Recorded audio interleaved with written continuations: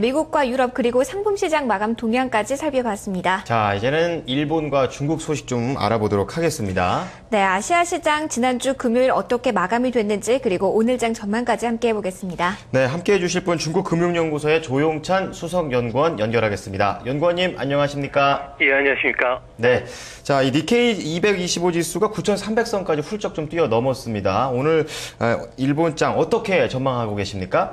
네, 오늘도 좀 상승 흐름을 이어갈 것으로 보여지는데요.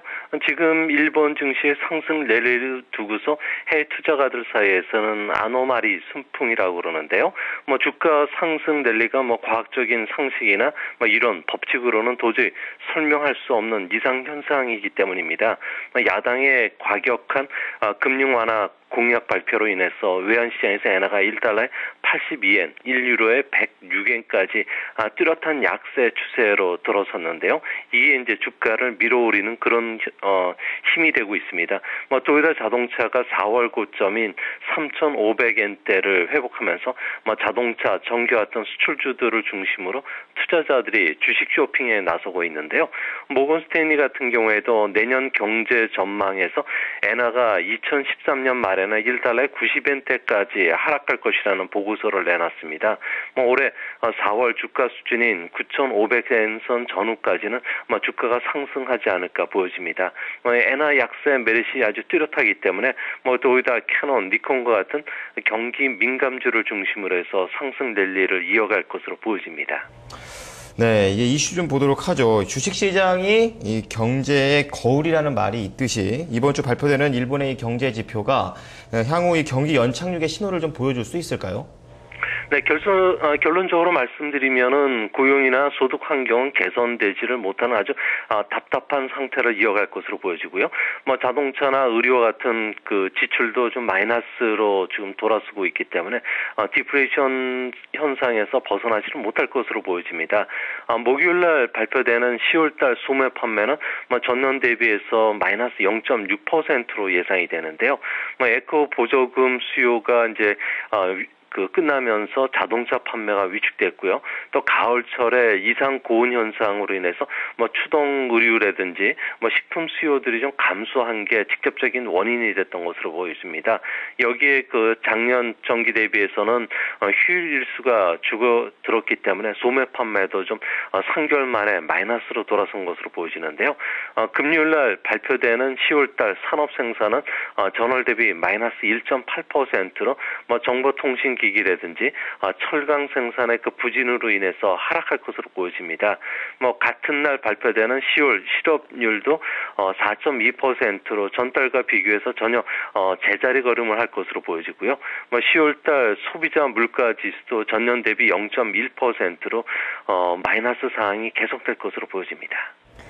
네, 이제 중국 쪽을 좀 살펴보도록 하겠습니다. 여러 가지 재료가 지난주 나왔지만 박스권에서 등락이었습니다. 네. 오늘 장은 어떻게 좀 진행이 될까요? 네, 오늘도 2,000포인트를 바닥으로 해서 2,050선의 그 박스권 내에서 아주 답답한 흐름이 진행이 될 것으로 보여집니다. 중국 증시가 호재에는 둔감하고 악재는 아주 민감하게 반응하는 이유는 연말이 다가올수록 물량 공급에 대한 부담을 크게 받고 있다는 점인데요. 이번 주부터 이제 12월 증시가 시작되지만 12월에 출회될 그 비유통제재 물량이 무려 40조 원이 넘습니다. 여기에 제3거래시장인 신산방 증시 쪽에 첨단 기업들의 IPO도 재개가 되기 때문인데요. 좀 다행스러운 것은 여기에 적격 기관 투자가라고 하는 외국인들이 투자 한도를 지금 확대되고 있고요. 또 연기금의 주식 투자가 재개되면서 지수 2,000포인트에 대한 지지선은 좀 지켜줄 것으로 보여집니다. 아무래도 정책 수혜주를 중심으로 한 빠른 순환매가 계속되지 않을까 보여집니다. 네, 2,000선의 지지를 전망해 주셨는데요. 좀 이슈를 좀 살펴보도록 하겠습니다. 이번 주말부터 바로 12월이 바로 시작이 되는데요. 증권사들은 벌써부터 내년도 투자 전략을 내놓고 있다고 하는데 이 중국 증권사들은 어떠한 전망을 현재 제시하고 있나요? 내년 중국 경제 성장률과 관련해서는 외국계 증권사들은 대체적으로 8% 전후의 경기 연착륙을 예상하고 있고요. 중국 증권사들 같은 경우에는 대부분 8.1%에서 8.5%로 조금 높게 잡는 그런 모습입니다. 소비자 물가 지수는 3% 전후가 될 것으로 보여지고요. M2 증가율은 14% 전후, 신규 대출은 9조 위엔으로 올해보다는 조금 좀 그 돈들이 많이 풀릴 것으로 보고 있습니다.